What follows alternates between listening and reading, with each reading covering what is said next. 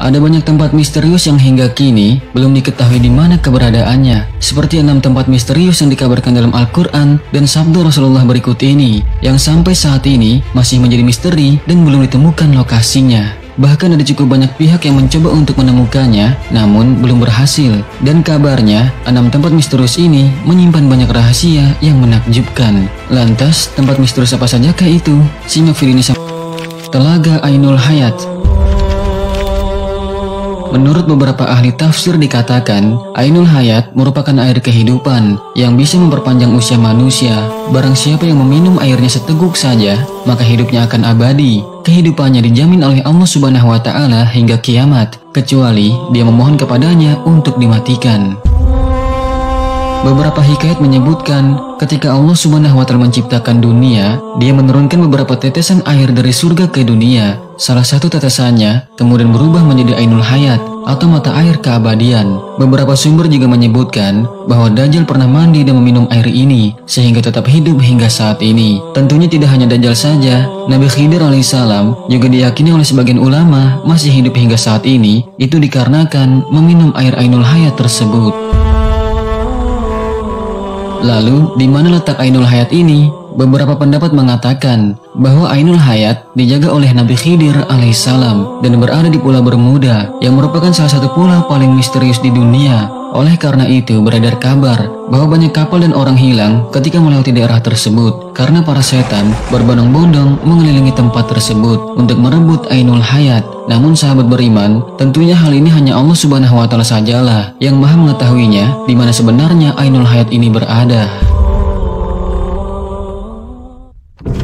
Tembok Ya'juj dan Ma'juj.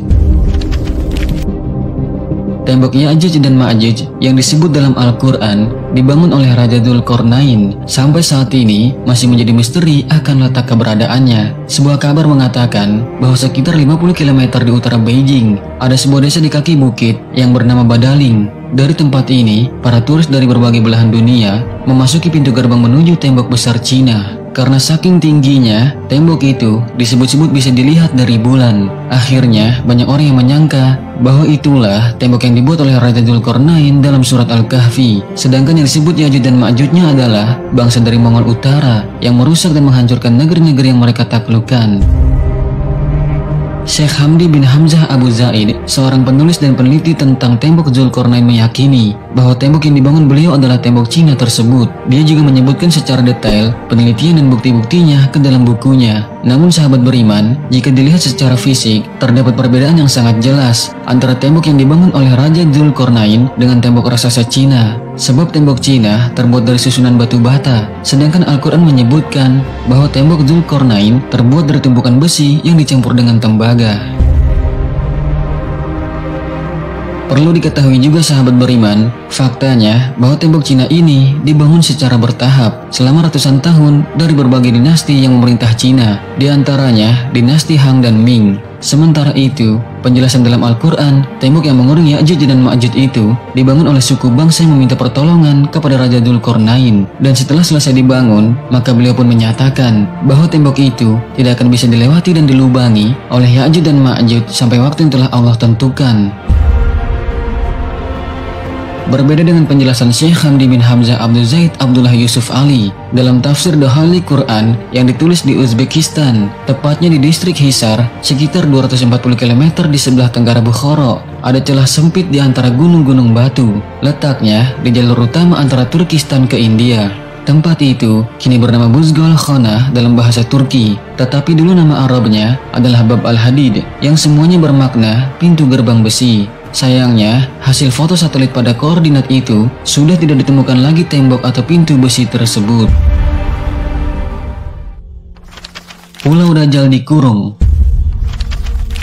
Dajjal diyakini sebagai salah satu makhluk penanda akhir zaman. Sampai sekarang, keberadaan makhluk tersebut pun masih banyak dipertanyakan. Banyak yang menyebutkan bahwa Dajjal saat ini masih dikurung di sebuah pulau dan akan keluar begitu akhir zaman sudah dekat. Namun di mana letak Dajjal dikurung, maka tidak ada yang tahu dengan pasti karena begitu minimnya informasi mengenai di mana Dajjal dikurung.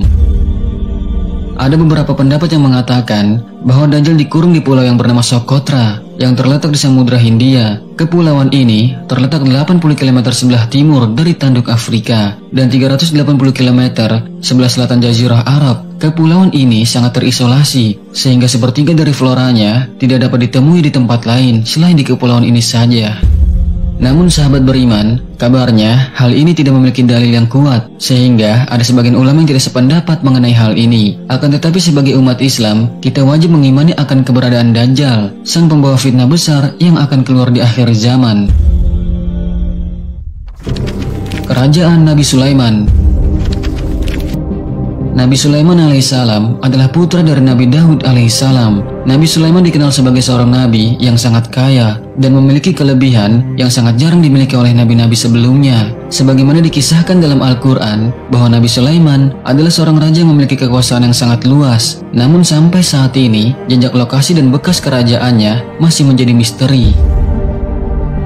Dalam literatur bangsa Yahudi, istana Nabi Sulaiman disebut sebagai Solomon Temple. Saat ini, keberadaan istana Nabi Sulaiman sudah tidak ada karena runtuh, kecuali hanya tembok sebelah barat saja yang tersisa dari bangunan kuil atau istana yang masih berdiri. Oleh orang Yahudi, sisa bangunan kuil itu dinamakan dengan tembok ratapan. Dalam beberapa riwayat, hancurnya istana Nabi Sulaiman itu bukan karena runtuh, tetapi diruntuhkan oleh orang-orang Yahudi yang sombong dan angkuh. Hal ini pun seperti yang dijelaskan dalam Al-Quran, dan telah kami tetapkan terhadap Bani Israel dalam kitab itu. Sesungguhnya, kamu akan membuat kerusakan di muka bumi ini 2 kali, dan pasti kamu akan menyombongkan diri dengan kesombongan yang besar. Al-Quran Surat Al-Isra ayat 4.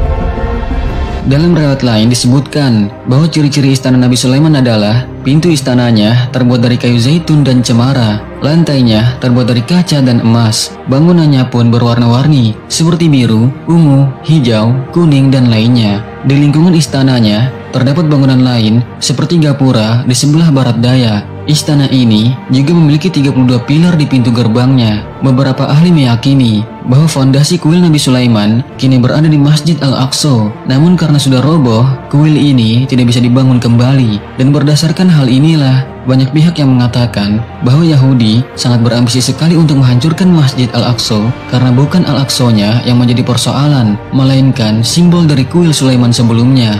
Kabarnya juga, kuil Nabi Sulaiman terletak di sebelah selatan The Dome of Rock, yaitu masjid yang dibangun oleh Khalifah Al-Walid dari dinasti Umayyah.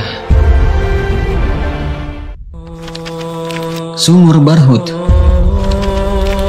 Sumur Barhut merupakan sumur yang sangat misteri, sebab belum pernah dijelajahi oleh peneliti. Sumur ini diyakini bukan digali oleh manusia, melainkan dengan bantuan bangsa jin. Bahkan sumur ini disebut sebagai sumber air paling buruk di dunia. Ini merupakan tempat berkumpulnya ruh orang kafir. Barhut adalah sebuah legenda yang masih dalam perdebatan hingga saat ini, termasuk apakah di sana lokasi disimpannya ruh-ruh orang kafir.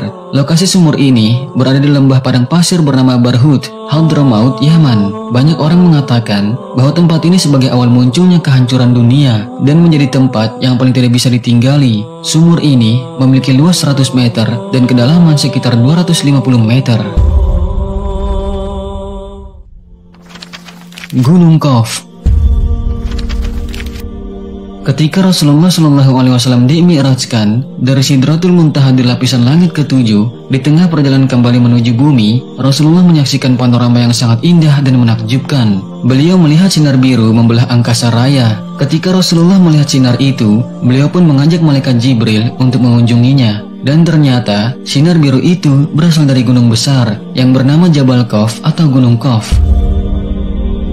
Dalam tafsir Al-Alusi, Gunung Qaf diilustrasikan sebagai gunung yang tidak tampak oleh mata manusia umumnya. Hanya orang-orang pilihan saja yang bisa melihatnya. Gunung itu jarang diketahui oleh orang-orang. Dalam tafsirnya disebutkan bahwa Gunung Qaf memiliki 70 lapisan. Ibnu Ashur mengatakan bahwa warna biru langit saat ini merupakan pantulan cahaya Jabal Qaf. Sementara itu, Ibnu Abbas menyebutkan Gunung Qaf mengelilingi bumi ini dan memiliki ukuran yang sangat besar.